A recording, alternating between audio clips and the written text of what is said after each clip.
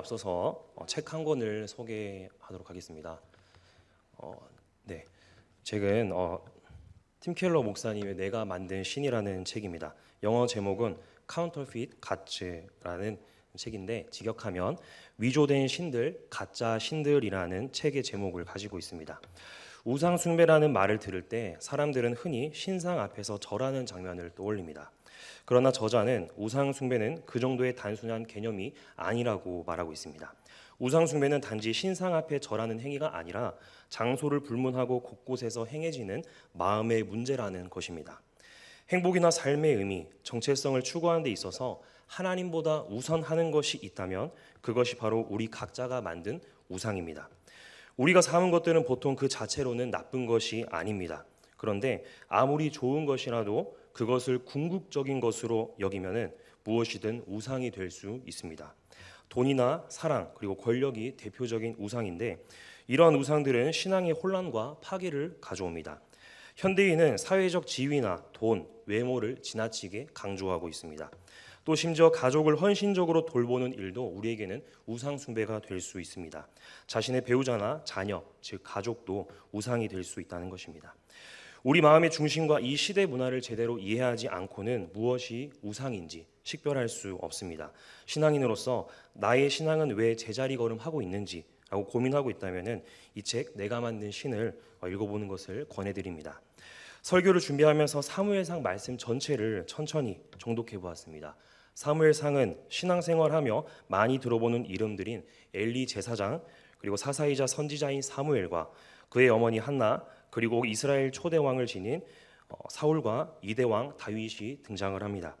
이 인물들은 순종이라는 기준으로 두 부류로 나눌 수 있는데 엘리와 그의 아들들은 한나와 사무엘과 비교가 됩니다. 그리고 사울 왕은 다윗 왕과 비교됩니다.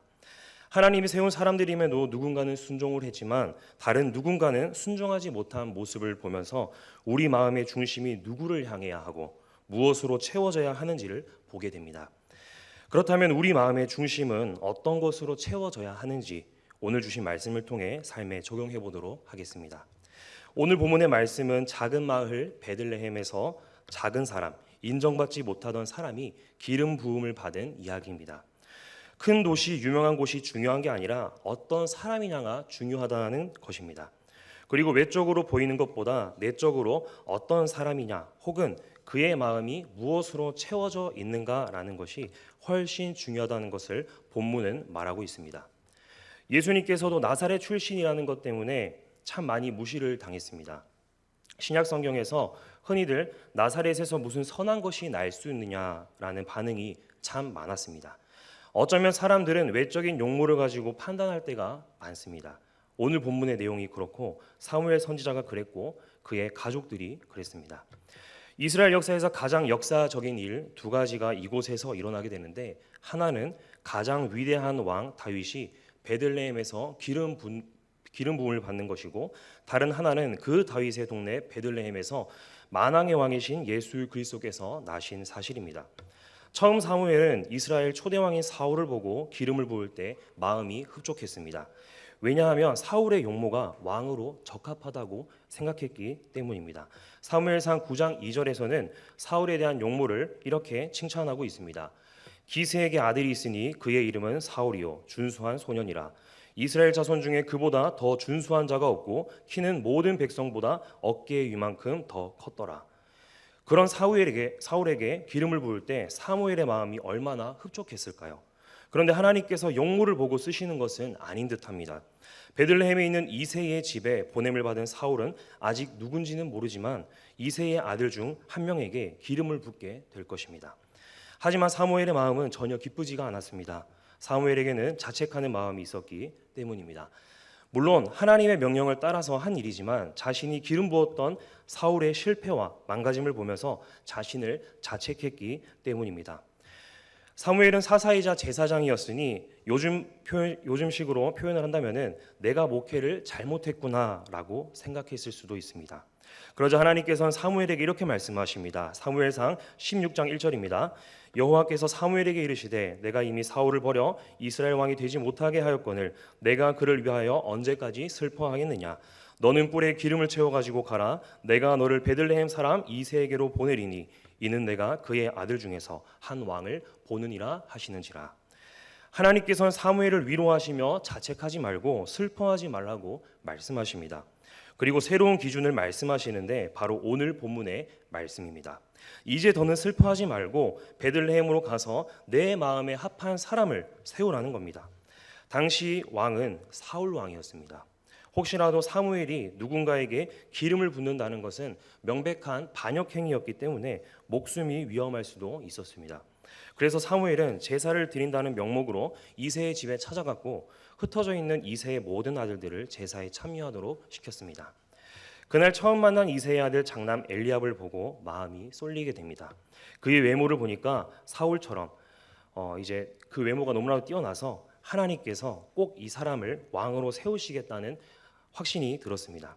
그러자 하나님께서 사무엘에게 정신을 차리라고 말씀을 하십니다. 사무엘상 16장 7절 말씀을 함께 읽도록 하겠습니다. 여호와께서 사무엘에게 이르시되 그의 용모와 키를 보지 말라. 내가 이미 그를 버렸노라. 내가 보는 것은 사람과 같지 아니하니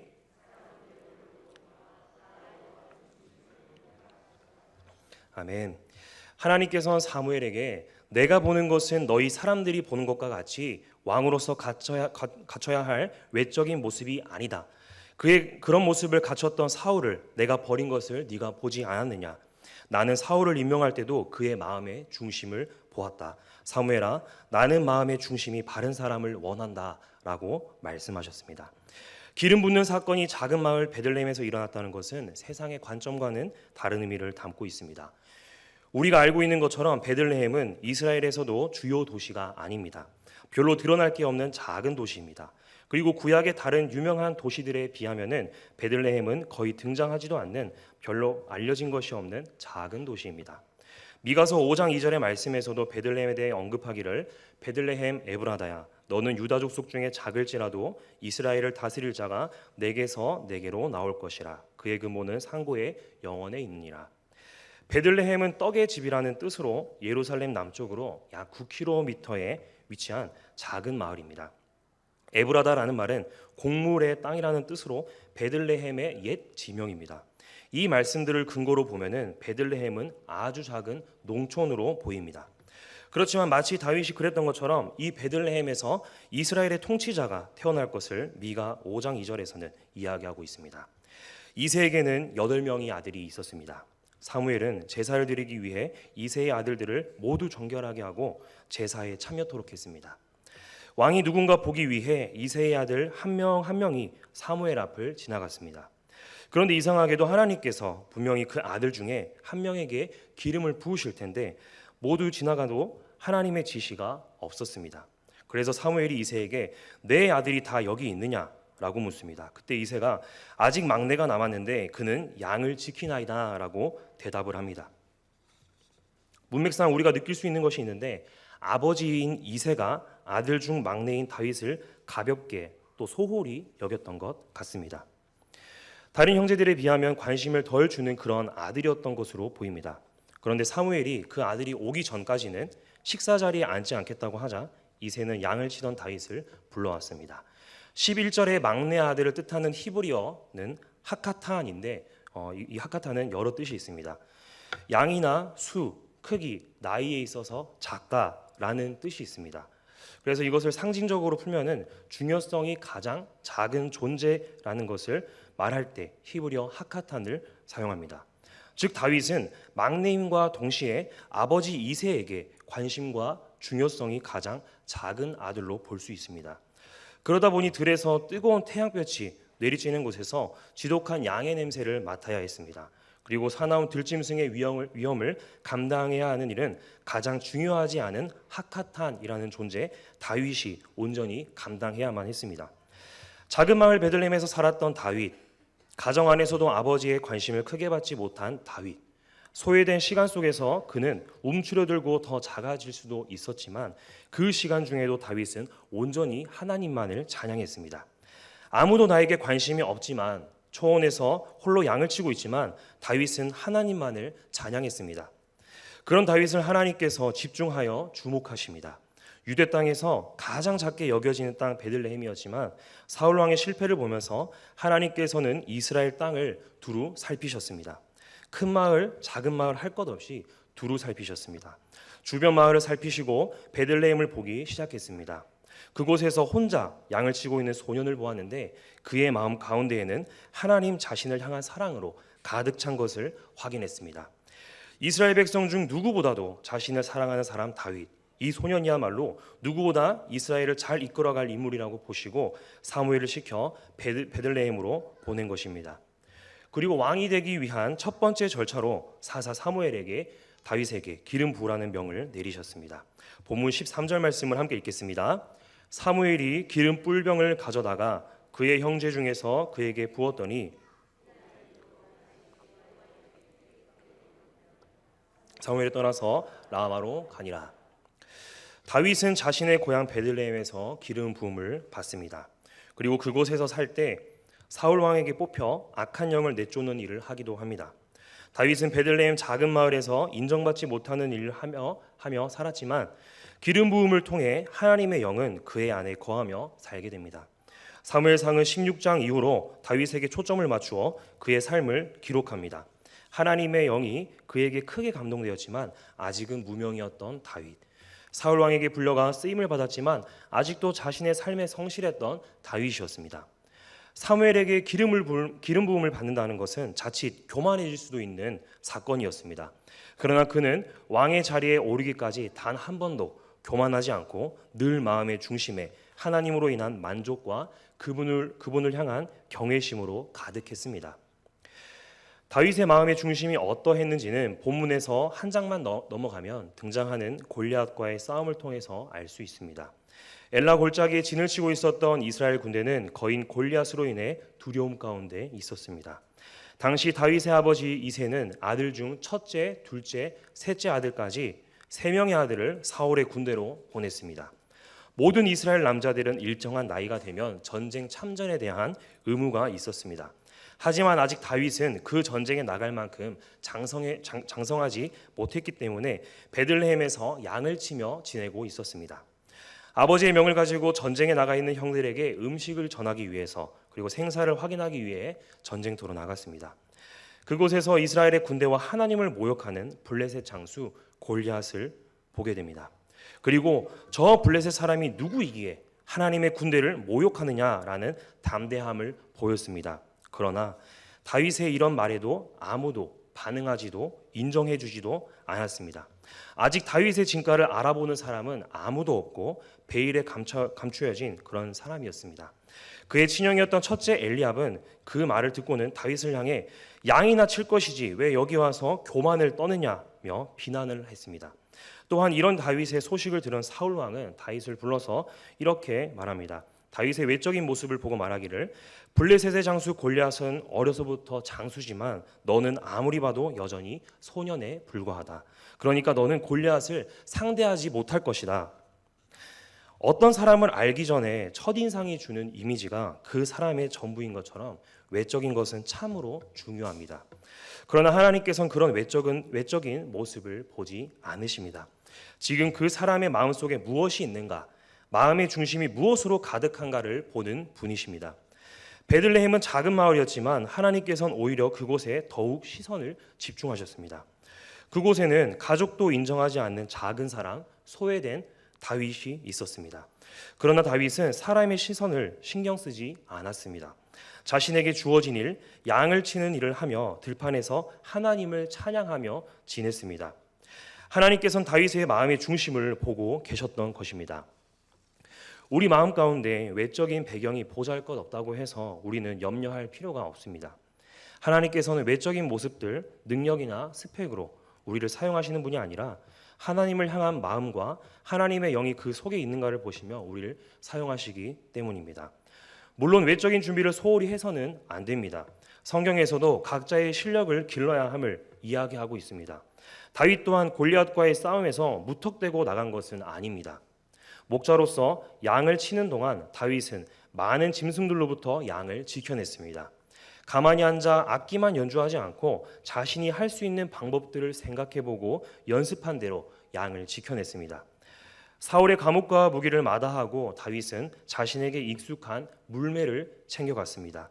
그리고 그 물매와 함께 매끄러운 돌 5개를 골라서 전쟁으로 싸움터로 나갔습니다. 그리고 하나님을 경외하는 마음의 중심을 가지고 담대함으로 나아갔습니다. 이 이야기의 핵심은 싸움에 있는 것이 아니라 싸움에 나가는 인간 다윗에게 있습니다. 하나님이 우리를 쓰실 때 무엇으로 어떻게 사용하실까요? 바로 나라는 사람을 사용하십니다. 아마 다윗이 물매 던지는 실력만 있는 교만한 소년이었다면 골리앗에게 목이 날아갔을 것입니다. 그렇지만 다윗에게는 가장 중요한 것, 마음의 중심에 하나님께 영광이라는 생각으로 가득했습니다. 그런 다윗이었기에 하나님은 다윗을 통해 나의 영광을 드러내자 생각하시고 골리앗을 이길 수 있는 능력을 부어주셨습니다. 다음 구절을 통해 다윗의 진정한 마음가짐, 신앙 상태를 확인할 수 있는데 사무엘상 17장 45절과 47절 하반절의 말씀입니다. 화면을 보시고 함께 읽겠습니다. 다윗이 블레셋 사람 화면 띄워주세요. 다윗이 블레셋 사람에게 이르되 너는 칼과 창과 단창으로 내게 나아오거니와 나는 만군의 여호와의 이름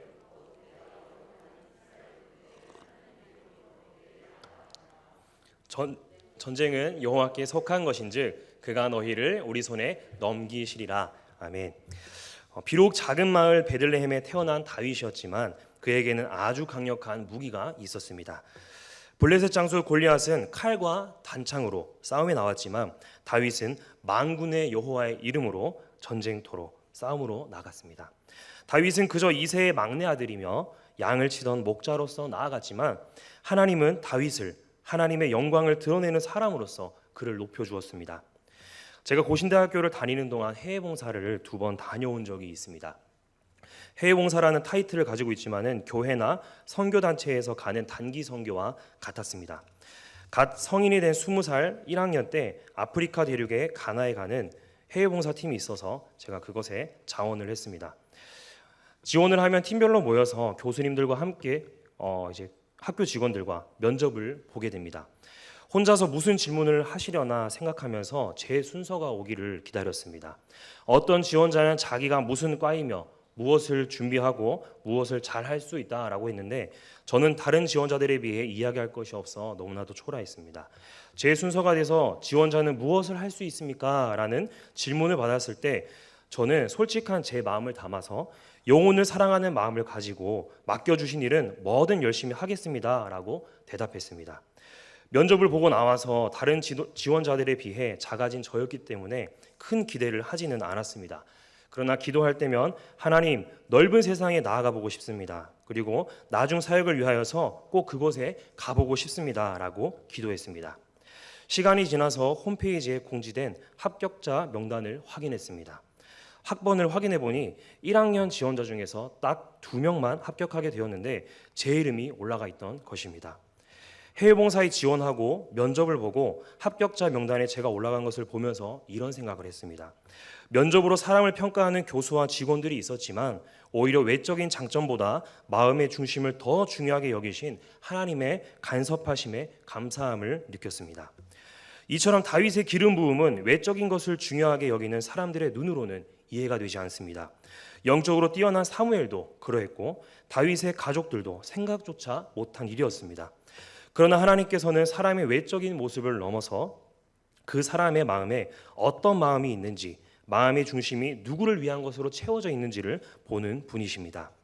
다윗은 양을 치는 목동에서 왕이 되기까지 수금을 연주하는 사람으로, 왕의 무기를 든 사람으로, 이스라엘의 군대 장수로 지냈습니다. 다윗은 이런 직업들로 인생을 살면서 삶의 환경이 바뀌는 중에도 변함이 없었던 것은 예배자의 삶을 살았다는 것입니다. 그는 하나님 앞에서 외모나 능력으로 평가를 받은 것이 아니라 그의 중심을 하나님께서 높이 평가하셨습니다. 작은 동네에서 보잘것없는 직업으로 가장 작은 존재 하카탄의 삶을 살았습니다. 그렇지만 마음이 하나님으로 가득 찬 다윗이었습니다. 그렇기 때문에 하나님은 그의 외모를 보지 않으시고 그를 지명하여 사용하시기 시작합니다. 구약의 시편을 통해서 저자들의 신앙이 우리는 어떠했는지를 알 수 있습니다. 시편은 단순한 시가 아니라 신앙을 고백하는 시이며 하나님을 예배하는 찬양입니다. 시편 150편 중에 절반 가량은 다윗이 쓴 시편인데 그의 시편은 삶에서의 신앙 고백을 하는 그런 시입니다. 다윗의 마음의 중심이 하나님으로 가득 찬 것을 시편 23편으로 우리는 확인할 수 있습니다. 하나님께서 나와 함께 하시고 나를 인도하시기 때문에 나는 부족함이 없고 나는 두려움이 없으며 나는 늘 넘치는 삶을 살아간다고 시편 23편에서 다윗은 고백하고 있습니다. 그게 평생 구한 것은 특별한 능력이나 환경과 인맥이 아니라 하나님과 함께하는 삶이었습니다. 다윗이 아무리 작아도 하나님을 예배하는 삶으로 인해 위대한 왕으로 쓰임받았습니다. 그가 왕으로서 이스라엘을 40년 동안 통치하면서 모든 것을 누리며 살았지만 한 가지 이루지 못한 것이 있었습니다. 혹시 무엇인지 아십니까? 그것은 바로 성전 건축입니다. 이스라엘의 통일을 이룬 다윗은 수도를 예루살렘으로 옮기고 백향목으로 지은 아름다운 궁전에서 살았습니다. 그러나 늘 하나님의 궤는 초라해 보이는 성막에 있었습니다. 그것이 다윗에게는 늘 아쉬움이었습니다. 그래서 나와 함께 하시는 하나님을 위해 성전을 지어야겠다고 다짐했습니다. 다윗의 마음은 하나님의 생각으로 가득 찬 것입니다. 누구에게도 성전을 지으라고 말씀하신 적이 없으신 하나님께서는 다윗의 마음을 귀하게 여겼습니다. 그래서 한 가지 약속을 하십니다. 사무엘하 7장 16절인데 화면 띄워주시면 같이 한번 읽어보겠습니다. 시작. 내 집과 내 나라가 견고하리라. 아멘. 성전 건축은 다윗의 때에 이루어지지는 않았습니다. 그렇지만 다윗의 마음을 귀하게 여기신 하나님은 다윗의 이름, 다윗의 나라, 다윗의 왕위가 견고할 것이라는 복을 선언하십니다. 성전을 짓는다는 아버지 다윗의 소원은 아들 솔로몬이 있게 되고 솔로몬에게도 동일한 은혜가 주어지게 됩니다. 사랑하는 성도 여러분, 오늘의 말씀은 하나님께서 어떤 사람에게 관심을 가지시는지 우리에게 말씀하고 있습니다. 하나님께서는 어떤 사람에게 관심을 가지고 계십니까? 마음의 중심이 바른 사람을 보고 계십니다. 그리고 마음의 중심이 하나님 생각으로 가득한 사람을 보고 계십니다. 또 하나님을 가장 우선으로 여기는 사람을 바라보고 계십니다. 이스라엘 초대왕 사울을 기억하면은 왕이 되고 나서도 그는 마음의 중심에 하나님으로 가득 찼습니다. 그러나 자신의 마음 중심에 하나님을 밀어내고 자기 자신을 채우기 시작했습니다. 자기 권력만을 또 자신의 안전만을 생각했습니다. 그래서 하나님께서는 하지 말라는 것을 시작하고 스스로 제사를 드리는 부정한 행위를 사울이 저질렀습니다. 그런 일을 저지르고 매번 핑계대기 일쑤였습니다. 끝내 하나님께서는 그를 더 이상 신뢰하지 않으시고 새로운 왕을 찾기 시작했습니다. 사울을 통해 하나님께서는 정말 나 하나님만을 생각하는 한 사람을 찾기 시작했습니다. 누구도 알아주지 않는 사람이라 할지라도 자신만을 찬양하고 생각하는 한 사람을 찾으셨습니다. 관심을 받지 못한 아들 다윗, 그가 하나님의 눈에 띄었습니다. 우리는 삶을 살아가면서 많은 것들을 우상 삼아 하나님의 자리를 훔쳐가고 있습니다. 오늘 소개한 책 내가 만든 신에서는 아래와 같은 것들을 우상으로 섬긴다고 말합니다. 평생 소원, 사랑, 돈, 성취, 권력, 문화와 종교입니다. 이 우상들은 인간의 대표적인 우상들입니다. 오늘 우리가 엎드려 절하는 우상은 무엇입니까? 이와 같은 것들을 하나님보다 우선순위로 삼지는 않았습니까? 이것들 말고도 우상으로 섬길 수 있는 것들은 너무나도 많습니다. 자녀의 성공이 나의 우상이 될 수도 있습니다. 사업 번창이 나의 우상이 될 수도 있고 지나치게 외모만 신경 쓰는 것 또한 우상이 될 수도 있습니다. 성도로서 마음의 중심은 무엇으로 가득 차야 할까요? 오직 하나님만으로 가득 채워져야 합니다. 내가 바라는 것, 내가 좋아하는 것을 궁극적인 것으로 여긴다면 그것은 하나님의 자리를 훔치는 것이 됩니다. 우리가 만든 가짜신 우상이 되어버리고 마는 것입니다. 부디 마음의 중심에 하나님을 모시는 성도님들 되시기를 바랍니다. 오늘은 어떤 주일입니까? 어린이 주일입니다. 어린이 주일을 지키며 우리는 자녀들에게 무엇을 가르쳐야 하겠습니까? 육체적 부모의 자녀이기 전에 하나님의 자녀라는 것을 우리는 가르쳐 주어야 합니다. 유치부나 초등부 나이의 어린이를 키우시면은 어디 많이 놀러 가고 싶으실 것입니다. 어릴 때 추억이 기억에 오래 남으니까 부모로서 많은 것을 보여주고 싶은 그런 마음이 생기는 게 정상입니다. 평일을 바쁘게 살다가 남은 주말, 토요일과 주일이 남습니다. 토요일 하루만 어딘가 가기에는 짧습니다. 그래서 가족의 추억을 위해서 하나님을 위해 예배드린 날, 주일을 훔쳐오지는 않습니까? 학생으로서 본분은 당연 공부하는 것입니다. 공부하라고 자녀들에게 이야기해야 합니다. 틀린 것이 아닙니다. 그러나 그리스도인 부모로서 자녀들에게 무엇이 우선이 되어야 할까요? 자녀들도 학생이기 전에 그리스도인입니다. 공부하는 것 중요합니다. 그러나 그리스도인 학생에게 공부보다 중요한 것은 하나님을 예배드리는 삶입니다. 중고등학생들은 시험 기간이 되면은 주일도 평일로 바뀝니다. 학원에서는 주일에도 학원에 오라고 합니다. 물론 자녀들의 성적을 위해서는 그 한 시간도 놓쳐서는 안 되겠죠. 그러나 학원으로 보내는 부모의 마음을 하나님께서는 일일이 보고 계신다는 것을 기억하십시오. 그리고 자녀들도 그것을 보고 자라고 성인이 될 것입니다. 부모의 행동을 보고 자란 자녀는 교회에서 예배드리는 것이 필수와 의무와 기쁨이 아니라 그들이 선택할 수 있는 취사 선택에 불과할 것입니다. 그런 자녀 또한 하나님께서 지켜보고 계신다는 것을 기억하십시오. 사랑하는 성도 여러분, 하나님께서는 우리가 외적인 자랑거리가 될 만한 것들을 위해 사랑하는 것을 나무라거나 꾸짖지 않습니다. 그런데 그것이 하나님의 자리를 훔치는 행위가 된다면 마음 아파하시고 슬퍼하시며 실망하십니다. 오늘 말씀을 통하여 우리의 마음 중심을 하나님으로 가득 채우는 성도님들 되기를 간절히 소망합니다. 하나님으로 가득 채운 성도님들의 삶을 자녀들에게 가르치십시오. 그렇다면 자녀들 또한 하나님의 자녀로 성장할 것입니다. 하나님으로 채워진 성도는 하나님께서 귀하게 사용하십니다. 이 자리에 모인 성도님들과 자녀들이 하나님으로 가득 채워진 삶을 통해 귀하게 쓰임받기를 간절히 소망합니다. 이 시간 들은 말씀을 생각하며